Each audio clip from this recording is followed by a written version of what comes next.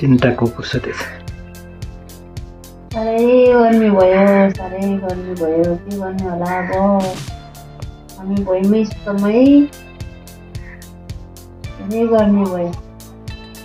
यहाँ हावा लागेको छ झ्यालबाट त्यही गरेर भुइँमा सुतेको। आङ्गे मामा गर्मी भयो धेरै गर्मी भयो। त्यही त यो त भर्खर जन्मिएको यसले एडजस्ट गर्न सक्छ कि यो त अब यहाँभन्दा जे होस् चिसै छ नि त सिङताम अब अलिकति गर्मी त गर्मी हो त्यहाँभन्दा धेरै गर्मी छ नि त यसलाई चाहिँ गाह्रो हुन्छ एडजस्ट गर्न। यसले त फर्स्ट गर्मी खाँदैछ नि त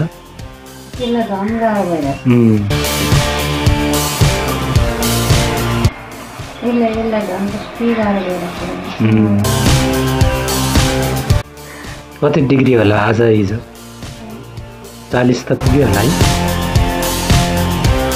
30 डिग्रीमा बस्छ 41 डिग्री जस्तै लाग्दैछ अरे तर 37 डिग्री तातो हावा वास आउँदैछ है। आङ्गे मामा गर्मी भयो